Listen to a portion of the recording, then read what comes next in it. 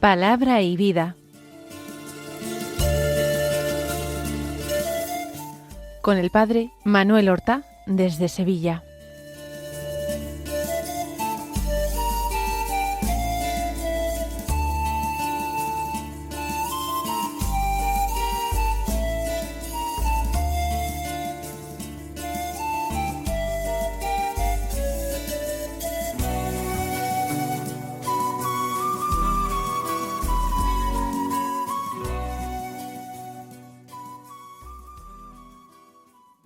En el nombre del Padre, y del Hijo, y del Espíritu Santo. Amén. Alabados sean Jesús y María. Muy buenos días, queridos amigos, oyentes de Radio María y seguidores del programa Palabra y Vida. Continuamos viviendo la octava de Navidad. Concretamente, hoy es el sexto día dentro de la octava de Navidad. Es 30 de diciembre. Estamos terminando poco a poco el año civil. Estamos llegando a un momento que es bueno, es apropiado para hacer un balance, para ver si a lo largo de los últimos meses hemos logrado dar un paso más con la ayuda de la gracia de Dios en el camino de nuestra conversión.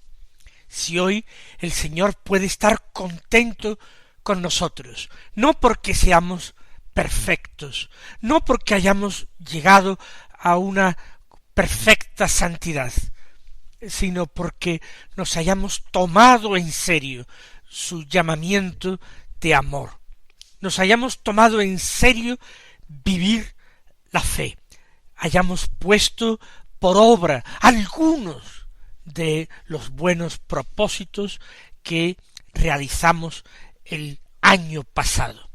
Comenzamos el año con la fiesta, la solemnidad de la Madre de Dios el 1 de enero. Vamos a agradecerle todo lo bueno que ha hecho por nosotros, toda la gracia que ha venido a nuestras almas a través de su mediación. Viviremos intensamente este día sexto de la octava de Navidad. Viviremos en este día un eco agradabilísimo y santo del día de la Natividad de nuestro Señor Jesucristo, que no hemos cesado de celebrar cada día. Vamos a escuchar la palabra de Dios que se proclama en la liturgia de la misa del día. El Evangelio de la misa es de San Lucas. Está tomado del capítulo 2, los versículos 36 al 40, que dicen así: En aquel tiempo había una profetisa, Ana, hija de Fanuel, de la tribu de Aser, ya muy avanzada en años. De joven había vivido 7 años casada, y luego viuda hasta los 84. No se apartaba del templo, sirviendo a Dios con ayunos y oraciones, noche y día. Presentándose en aquel momento, alababa también a Dios y hablaba del niño a todos los que aguardaban la liberación de Jerusalén. Y cuando cumplieron todo lo que prescribía la ley del Señor, Jesús y sus padres volvieron a Galilea, a su ciudad de Nazaret. El niño, por su parte, iba creciendo y robusteciéndose, lleno de sabiduría, y la gracia de Dios estaba con él. Lo primero es situar este episodio evangélico. Viene inmediatamente después del relato de la presentación del niño Jesús en el templo.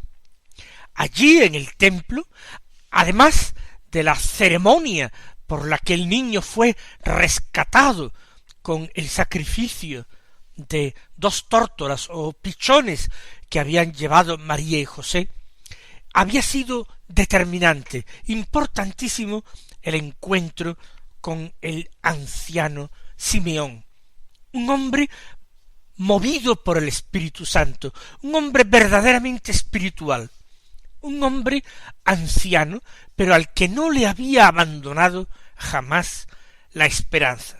Un hombre, por otra parte, que había recibido una revelación del Señor, una revelación privada de Dios, que él no llegaría a morir antes de haber visto con sus propios ojos al Mesías. La promesa era extraordinaria. Él, que la había recibido, que era el beneficiario de un don tan grande del Señor, podría quizás preguntarse con frecuencia si no había sido todo una pura ilusión, porque el tiempo pasaba, las fuerzas se agotaban, su cuerpo se debilitaba irremediablemente, y el Mesías no llegaba. La situación no cambiaba, ni cambiaba la situación política de Israel, que seguía bajo el yugo del Imperio Romano, ni cambiaba la situación religiosa, porque los dirigentes de Israel habían abandonado el culto puro y limpio, el culto en espíritu y verdad que debían a Dios, y habían hecho una religión de acuerdo con sus intereses, con sus preferencias, con sus conveniencias.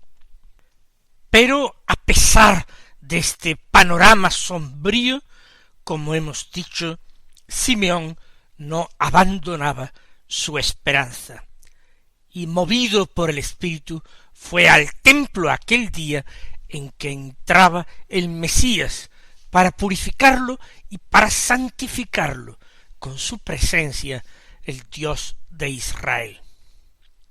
Esto es lo que ha ocurrido, pero el evangelista San Lucas nos da noticia de otro encuentro, de otro personaje que se encontraba en el templo, un personaje que completa de una manera maravillosa la presencia, la espiritualidad, digámoslo así, la misión de Simeón.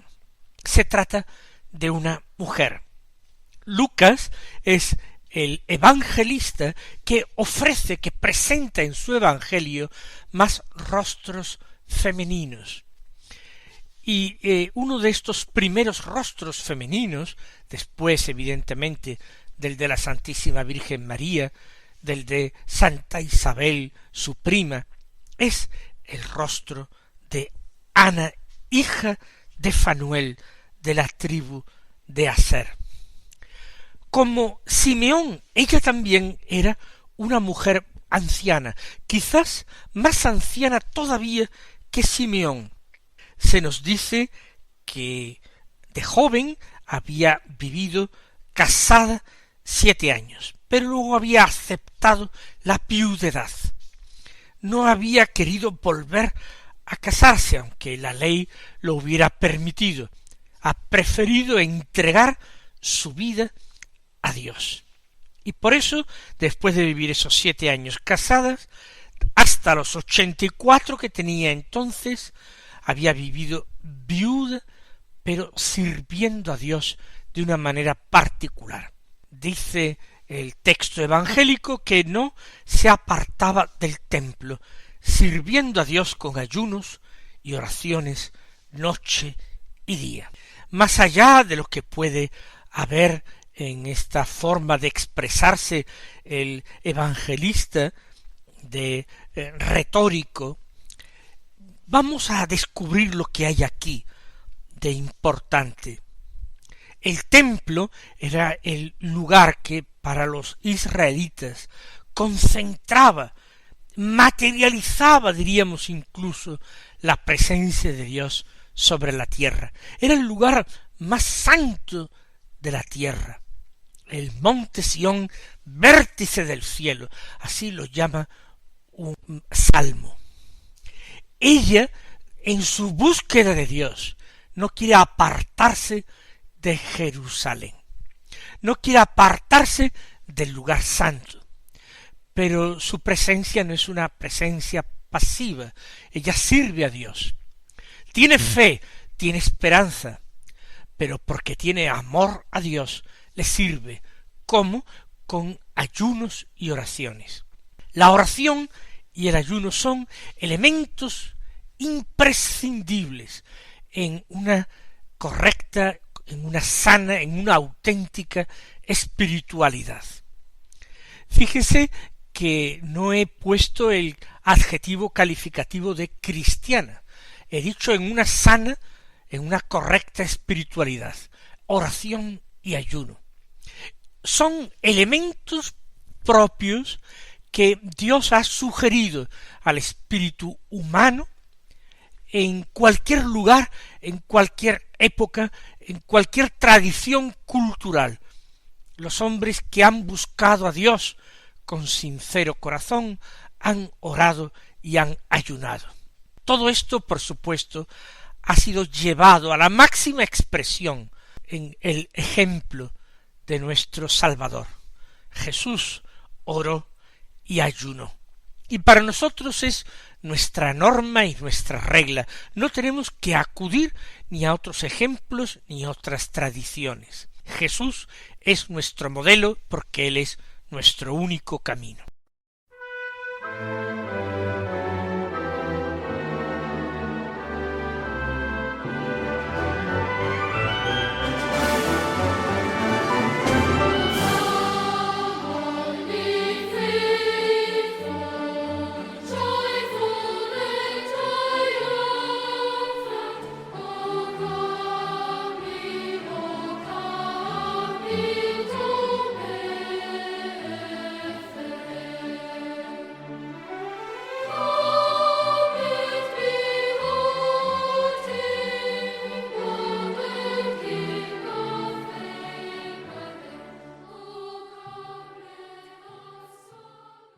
Ana, aquella anciana viuda, sirve a Dios, le muestra, le expresa su amor por medio de la oración y del ayuno.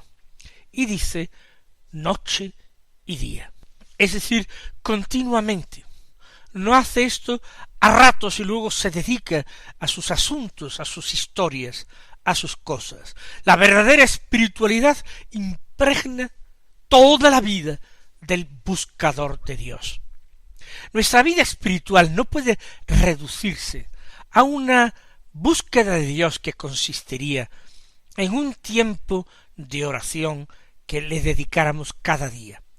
Eso es excelente, eso es necesario, eso es imprescindible, pero no puede quedar la cosa ahí, porque el resto del día, el resto del año, el resto de nuestra vida tiene que ser también una continua y apasionada búsqueda de Dios.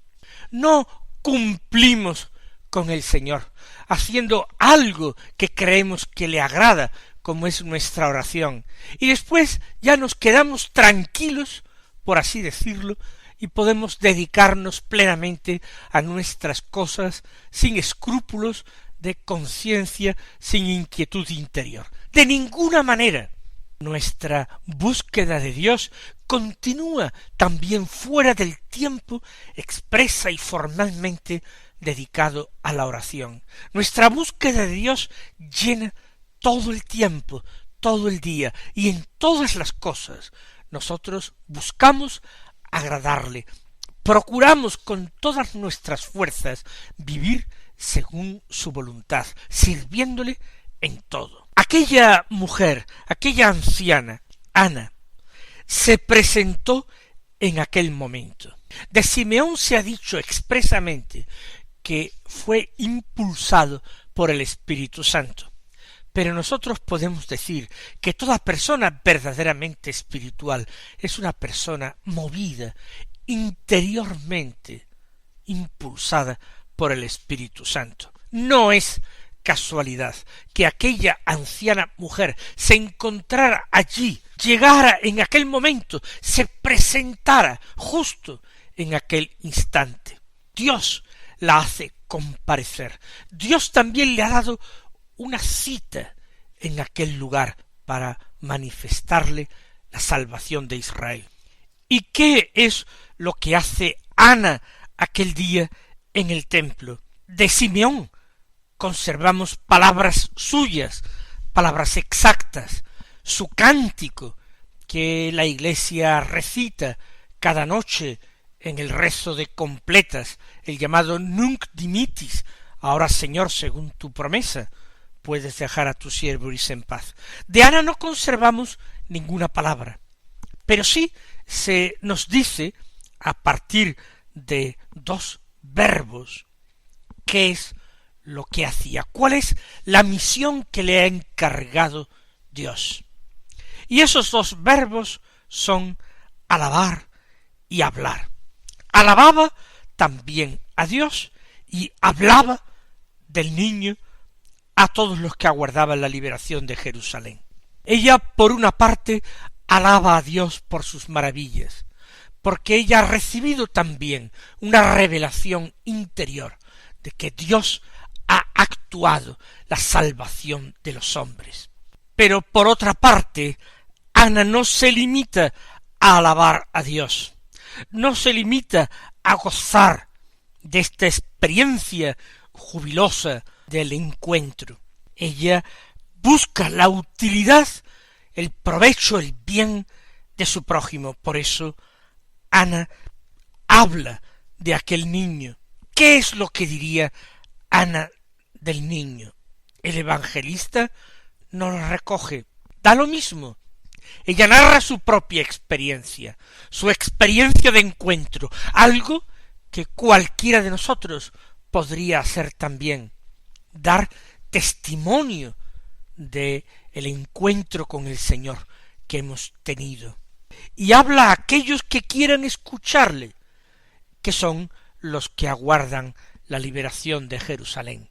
Habría muchas personas que iban al templo, pero no estaban preocupados por esto. Personas que vivirían su religión de una manera formal, se limitaban a cumplir, ofrecían sus sacrificios, y ya está.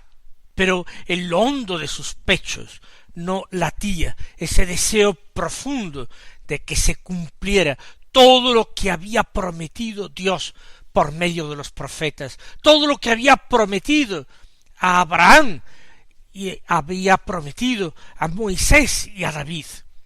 Para muchas personas aquellos serían cosas del pasado, serían sueños, utopías. Para muchos aquello sería poesía, cosas que nunca suceden y que se escuchan simplemente en la sinagoga. Pero quienes tenían un sincero, un verdadero interés por Dios, escuchaban con gusto, con toda certeza, a Ana cuando les hablaba de aquel niño. Quedarían ciertamente estupefactos. Querrían buscar al niño y probablemente el niño habría sido llevado ya por María y José fuera del templo. Pero esas palabras de Ana marcarían sus vidas. Hasta aquí el encuentro de Ana con el niño Jesús, con la Sagrada Familia. Pero ahora vuelve San Lucas el enfoque, el centro de su narración hacia esta Sagrada Familia, y dice que cuando cumplieron todo lo que prescribía la ley del Señor, Jesús y sus padres volvieron a Galilea, a su ciudad de Nazaret. Habían ido a cumplir lo prescrito por la ley del Señor. Aunque ellos, aunque María ni Jesús, aunque no estuvieran sometidos a la ley, porque como enseñó en una ocasión Jesús durante su vida pública, las normas, los preceptos o los impuestos los imponen los reyes a sus súbditos, no a sus hijos, no a su familia más querida y cercana. Sin embargo, María y José no quisieron dar motivo de escándalo, no quisieron ser mal ejemplo para nadie. Ellos en todo se sometieron voluntaria y gustosamente a la ley. Por eso acudieron al templo, por eso ofrecieron en su pobreza aquel sacrificio. Pero cuando cumplieron todo lo prescrito, cuando obedecieron perfectamente lo que estaba mandado y dispuesto, ellos no consideraron ninguna ventaja quedarse a vivir en Jerusalén. ¿Para qué vivir junto al templo, que guardaba una estancia vacía, cubierta con una gruesa cortina, con el nombre de Santo de los Santos? ¿Para qué venerar aquel lugar vacío, símbolo de la presencia de Dios, cuando tenían en su modestísimo hogar al mismo Dios, a quien abrazaban, a quien colmaban de atenciones y cuidaban y amaban como a hijo? ¿Para qué? No había ningún sentido en ansiar vivir en Jerusalén. Ellos se volvieron a Galilea, a la ciudad de Nazaret. De Nazaret habían salido hacia Belén en los días del censo mandado hacer por el emperador Augusto.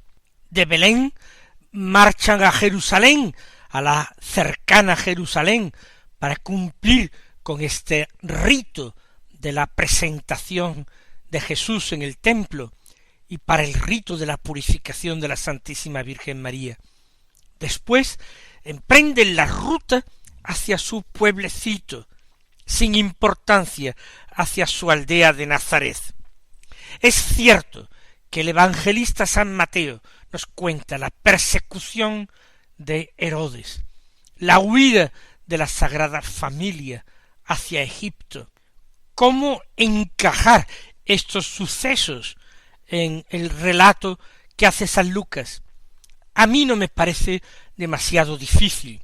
Basta pensar que el regreso a Nazaret no fue inmediatamente desde Jerusalén tras la presentación. Ellos volverían a la cercana Belén de una manera inmediata, y allí tendría lugar aquellos acontecimientos.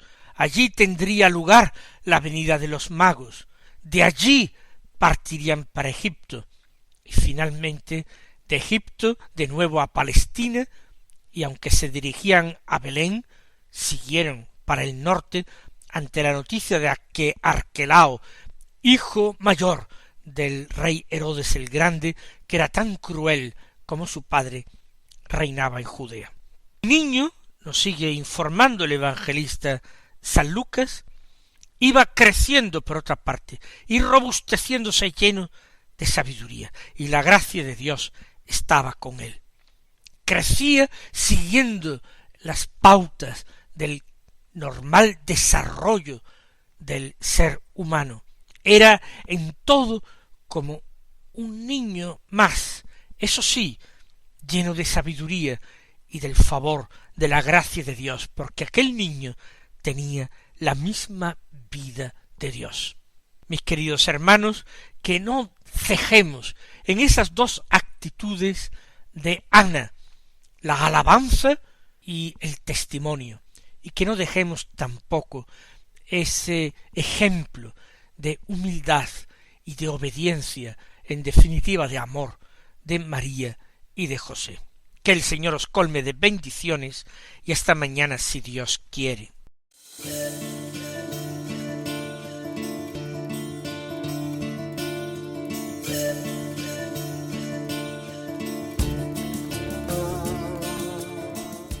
Han escuchado en Radio María Palabra y Vida, un programa que dirige el Padre Manuel Horta.